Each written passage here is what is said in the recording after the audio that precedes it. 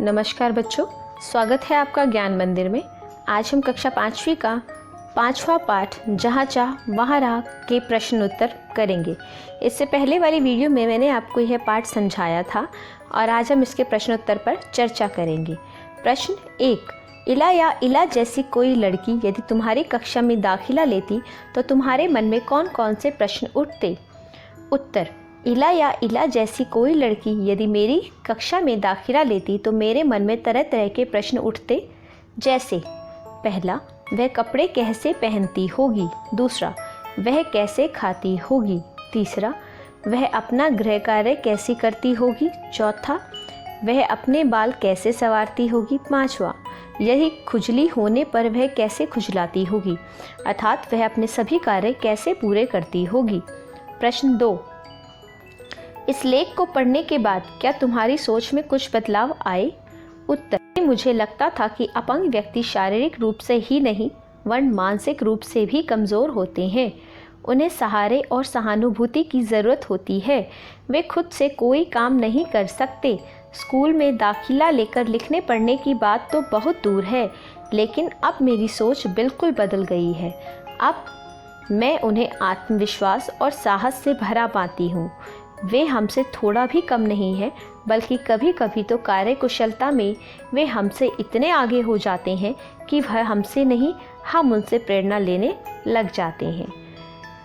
अगला प्रश्न, यदि इला तुम्हारे विद्यालय में आए तो उसे किन किन कामों में परेशानी होगी? उत्तर, उसे अपना स्कूल बैग ढोने में, लिखने में, बेंच अगर सीधा नहीं है तो उसे सीधा करने में, अपनी कक्षा के साथियों के साथ झूला आदि खेलने में परेशानी होगी। अगला प्रश्न, इला के बारे में पढ़कर जैसे भाव तुम्हारे मन में उठ रहे हैं उन्हें इला को चिट्ठी लिखकर बताओ और उसकी एक रूपरेखा भी बनाओ। किसी भी पत्र को लिखने से पहले सबसे पहले हम ऊपर अपना पता लिखते हैं, प्रीत विहार नई दिल्ली, कोई और पता भी हो सकता है, फिर तिथि आएगी, फिर प्रिय इला। जब पहली बार मैंने तुम्हें देखा तो मुझे लगा कि तुम अपने सारे काम किसी दूसरे से करवाती होंगी, लेकिन अब तो मुझे तुम पर गर्व होता है। तुम आत्मविश्वास से भरी हो। तुम अपनी अपंगता को अपनी दृढ़ इच्छा शक्ति पर कभी हावी नहीं होने देती। हाथ नहीं होने के बावजूद तुम कशीदाकारी जैसे मुश्किल कला में निपुणता हासिल कर ली है। यह वाकई बेमिसाल है। हम हाथ वाले भी ऐसा काम नहीं कर पाते।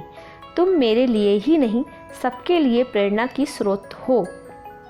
भगवान तुम्हारे आत्मविश्वास और दृढ़ इच्छा शक्ति को बनाए रखे और तुम सफलता पर सफलता हासिल करती जाओ।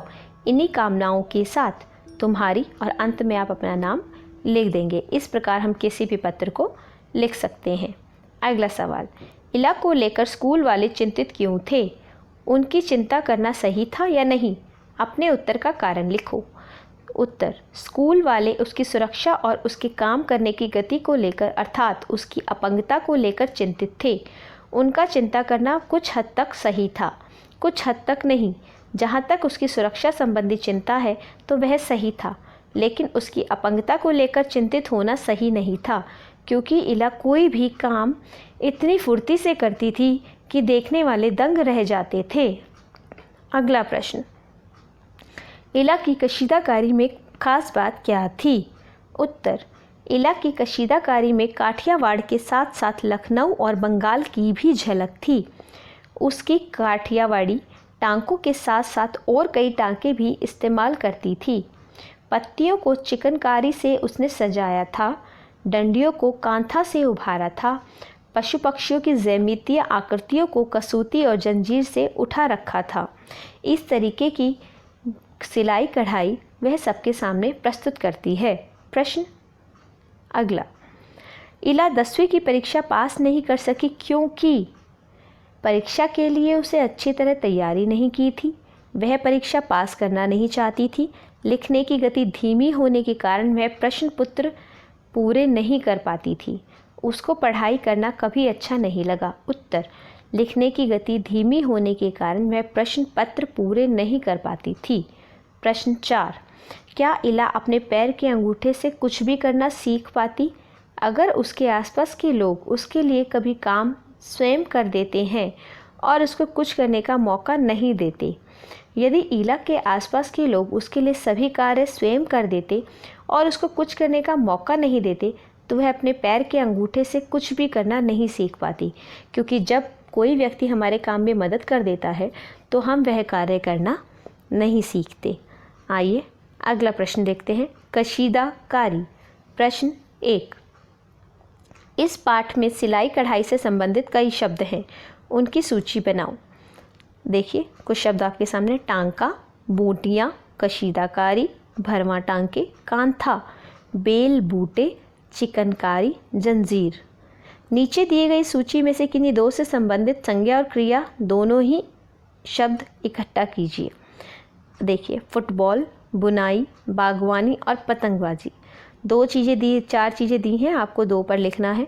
सबसे पहले बागवानी ले लेते हैं। बागवानी होता है गार्डनिंग करना। पहला क्यारी बनाना, खुरपी जिससे मिट्टी खोदते हैं, पानी पटाना, पानी डालना, पौधे प्लांट्स। दूसरा शब्द हम लेंगे पतंगबाजी, पतंग, चरखी, मांझा, पतंग उड़ाना। ये सभी संज्ञा शब्द हैं जो हम प्रयोग कर सकते हैं।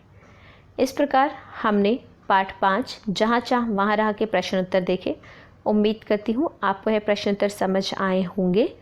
धन्यवाद।